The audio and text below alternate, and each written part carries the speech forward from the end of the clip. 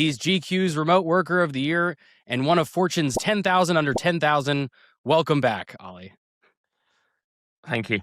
Thanks for having me, Josh. As you'll recall, we called this working title because it was supposed to be a working title, and now we've been referring to it as working title. However, should it actually be called working title?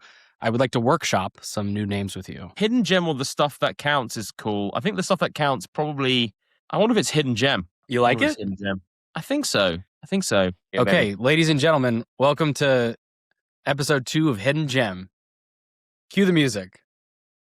Okay. I'll put music in here.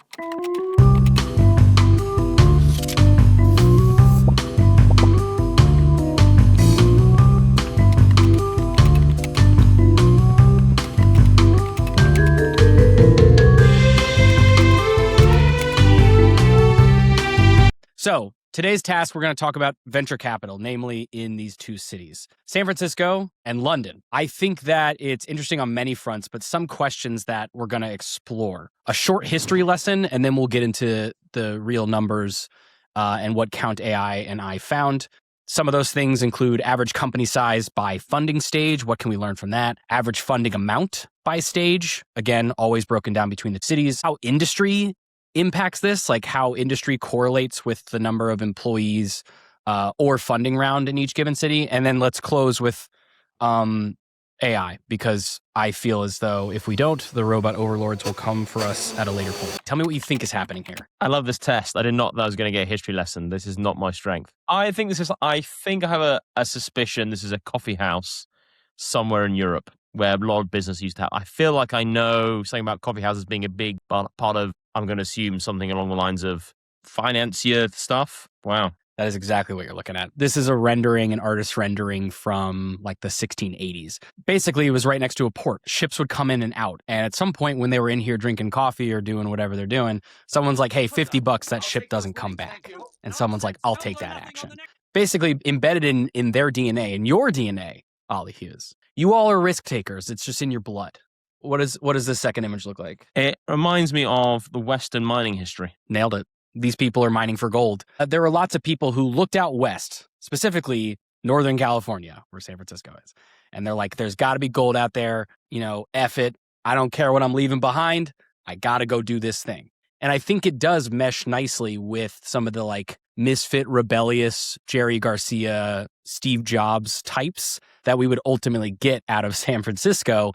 We're all just looking for gold. What is venture capital, if not just hoping to strike gold? There you go. Who are these 8 guys? I want to say there's some sort of amazing Marvel comic team, but I don't think that's true. What you're looking at are 8 guys that are known as the Traitorous 8. These guys are working in semiconductors for this guy named Shockley. They don't like him. He sucks. He represents the stodgy corporate side of the emerging tech industry in the Valley. And these 8 guys decide to leave altogether. And they create this new company, which would become Fairchild Semiconductor, and they would birth fair children. The employees of this company, as well as their technologies, would give rise to Intel and to AMD and ultimately the foundations of Silicon Valley. Like the original paper mafia, basically.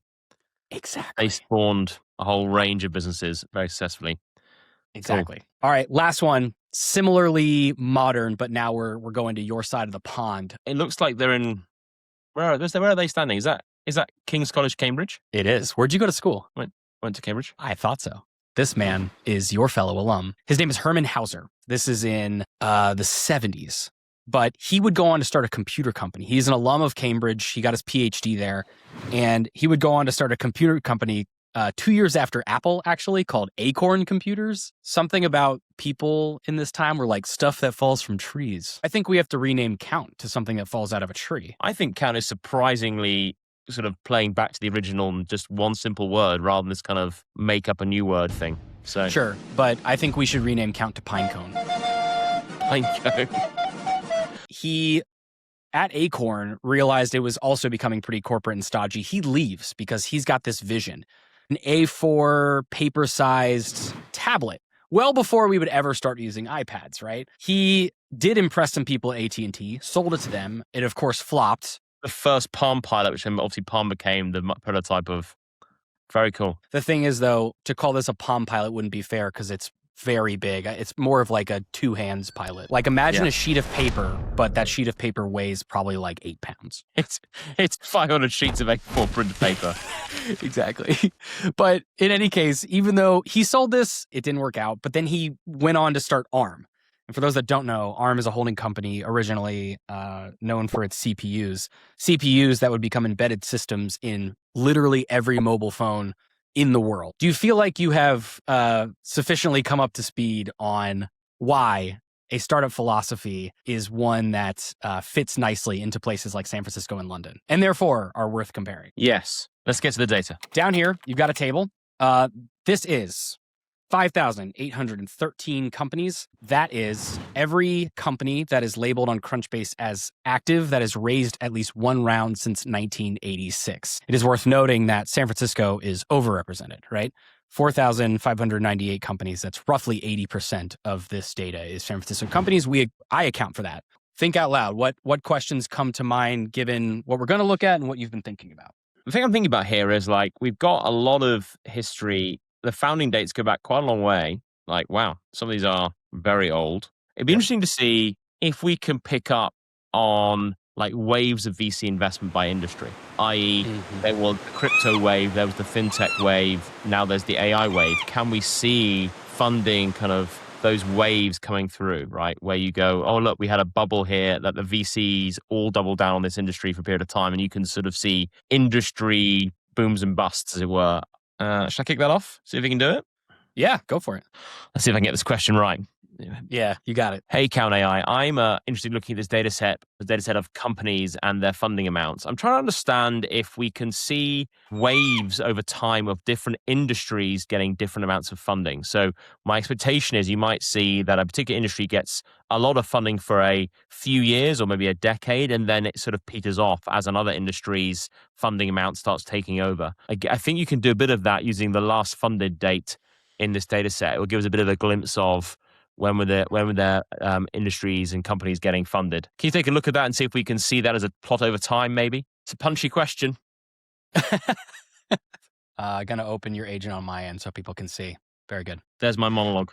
Let's talk about funding versus maturity. Basically, I want to understand the average number of employees versus the funding. So do companies in San Francisco get to have fewer people and significantly more capital, as maybe is your hunch? It certainly is mine. Yeah, it's interesting. You can see that Series A London companies have average more employees, but then at later stages, generally the San Francisco-based companies have more employees as they grow. That would fit. I think if that's people often talk in London about how there's a lack of growth capital, and so maybe that fits with this picture. Yeah, and it's probably easier to see if you go to the chart next to it. I probably should have led you there. Starting to realize there's eyeball a table for like 5 minutes and like use my brain where I can just visually see it. If we're talking about medians, there isn't a whole lot of skew. With averages, it's worth noting Series D. Series D has this massive leap for London employees, and that is because of Just Eat. I guess I look at this and think, well, Just Eat is Series D. It's also enormous, but that was the last funding round it got was Series D. So, but its employee size, they'd obviously just stopped taking funding and then just grew organically from that point. I mean, I guess the thing to take away here is that really it is by funding stage, like relatively equal, although it starts to indicate that there is more investment for fewer people in San Francisco than London, which we'll talk more about in a moment. Funding by stage. So for every stage, it's kind of sensible, again, to believe that San Francisco companies are making more on average. This actually turns out to be true. If we're looking at, I believe, averages, Series A, San Francisco makes 38% more than London at Series A, and then 21% more at Series B. But at Series C, there is suddenly a shift. At Series C, when we're talking about median funding, suddenly London companies are able to make more money. Can you make sense of that for me? I think the problem with this data set is that potentially you're only looking at the last funding stage the company has. So you're going to have, I could imagine, for example, that more companies top out at Series C in London they don't raise again, but they still might survive and grow. A lot of those Series C companies might have folded, or they might have not raised again. They might have just stayed at Series C. You've got some people who are still actively funding or still growing, and some people like been around for a long time. So if you filtered this by, take out people who the last funding date was 5 years ago, it'd be interesting to see then, because then you'd be looking at all the most recently funded companies. It's huge. It's more interesting, actually. The range is really narrow as you go up the stages, right? You have some stupid Series A's happening over here. Yeah. And then actually the bounds narrow. Like it gets way more as you go up the funding rounds, you're looking more at like company spreadsheet, like what actually is the business performance looking like, how the metrics. Whereas in Series C, you're more speculative. You're saying this company could be massive, let's fund it. And you can therefore maybe make a case for a bigger valuation at that point. So I think the narrowing comes down to the fact that the companies are being judged more on their metrics rather than speculative future performance. It's the train track to venture success. Yeah. Choo-choo. Let's talk about funding per employee, which the agent dubbed funding efficiency, which makes sense. So I guess I would start not at the table, but at the chart this time. Ollie, I won't do you so dirty this time. We start to see this trend emerge that I think those that are tapped in at least a little bit to each of these markets could get, where the amount of funding per employee is heavily skewed towards finance or financial startups in London. However, what was surprising was that the top category is finance, and that at roughly $4.4 million per employee, it is the highest funding efficiency metric for any industry city pairing. So compared to any other industry in San Francisco, the amount of cash per employee that a company is raising is highest for financial companies in London. I think this is down to the fact that in London, the most successful startups are fintech. So I think that means that they're going to be going higher rounds, going for more money potentially. They're also more leveraged for sure. It's interesting that the fact that the average in San Francisco is under $1 million, but then it's like 4.5 million per employee in London. That is crazy. My theory with this analysis in funding per employee is that it would be still heavily skewed toward AI, like that brand of like AI infrastructure technology. And at the top of the list was finance. And then after that was therapeutics and biopharma, right? Now, I think that it's because we're looking at historical data and there's still a lot of that. But in this table over here, I kind of dug into therapeutics a bit more. This is actually, I'm very much not an investor, as I'm sure you know. But I believe that in biotech particularly, there's a very different funding profile. Like there's a lot of upfront costs to get a drug to a medical trial. So it's actually, and obviously if the trial works, it's like absolutely a money-making machine to then bring that product to the market. But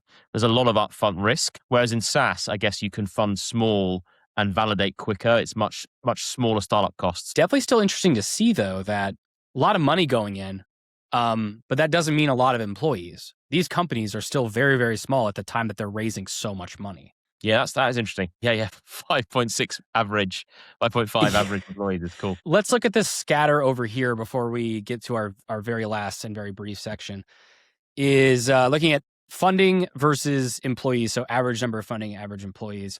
There's like a very clear kind of like U-shape happening here.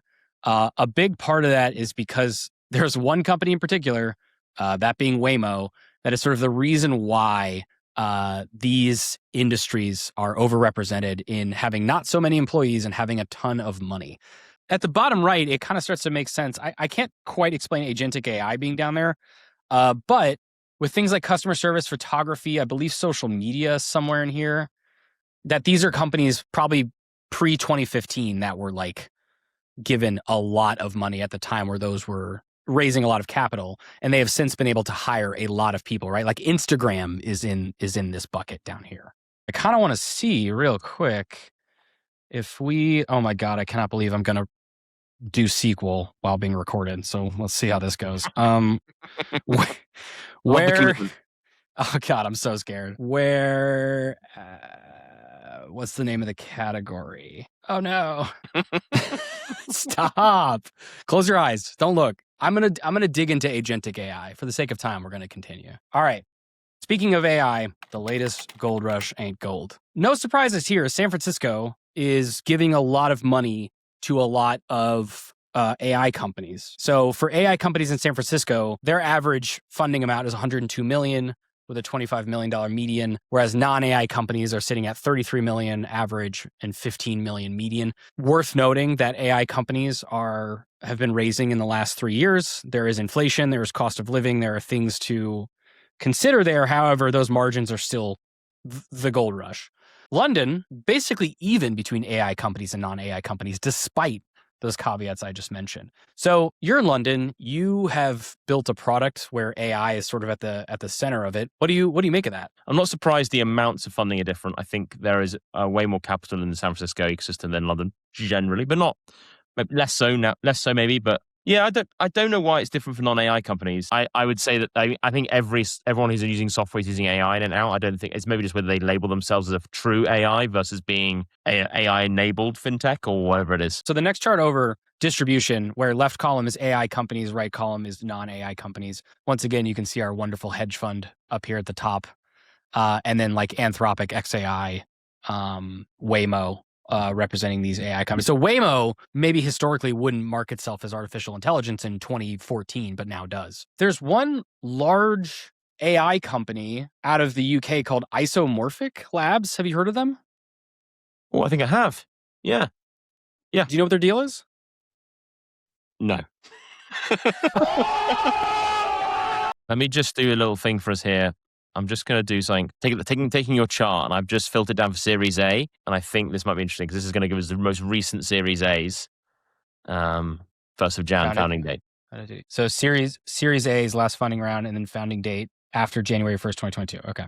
It's not well. You can see that there is still a lot of companies getting funded, non-AI companies here who are getting decent funding. It's not the distribution is very different than it is in AI, where there's much more clustering. Well, it certainly does say that there are non-AI companies that can still raise quite a bit of money in the year of our Lord 2026. Maybe it's those biotech ones. Biotech ones that are certainly claiming that AI is driving their drug discovery. Okay, Ollie, thus concludes, I'm going to steal your chart and add it to mine and make it seem like I made it and thought of that. So thank you very much. I'm going to follow your cursor now so we can check out your findings and yeah, let's talk about it. Yeah. Well, I'm just having a little look at this, what the agent's done. Let's see what it says at the top. Software and IT dominate through the 2010s. Healthcare and biotech at the moment around 2011 to 2020. AL and ML defining wave mid-2020s, which we would agree with. This all sounds very sensible. Automotive sort of sudden spike in 2026. Maybe that is a small under very large deals. That must be automotive driving. It's cool that it pulled out all these trends that we would look at and go, that is true. We would definitely say software had its time when software was massive, and then AI, ML has taken over in the mid-2020s. It's done a kind of total funding group by different industry groups. This is the hedge fund we were talking about there, which is a complete outlier of the top 20 London companies by last funding amount. It probably is almost certainly skewing things. When it comes to total funding by industry, I guess taking into account, even if you would take out the that kind of outlier hedge fund, you would still see finance being incredibly high, or financial services being incredibly high, I think. Ollie, I'm going to interject here to tell you that Isomorphic Labs' slogan is reimagining drug discovery process with AI. We go. There it is. Yeah. Clarendon arbitrage is definitely causing, let's get rid of it. Is not. It's too big. Oh, he can sequel on camera so smoothly. Just don't think about it, my suggestion. If you think about it, it's actually, if you imagine you're not there, it's fine. Picture the sequel in its underwear. Fintech's still high. Yeah. But I've got to say, that was definitely skewing things. So fintech is still high for the UK. Software, financial services, it's still up there. But it was definitely pulling it up. I'm not sure we're going to necessarily, with this particular data set, blow open the VC world's funding patterns, but we dug in. It was cool. Yeah. And I think this will be the first of several VC/startup world adjacent analyses we do. But hopefully you all learned something at home. For Ollie, I'm Josh, and thanks for joining our episode 2 of Hidden Gem, as it is now known. Well done, Josh.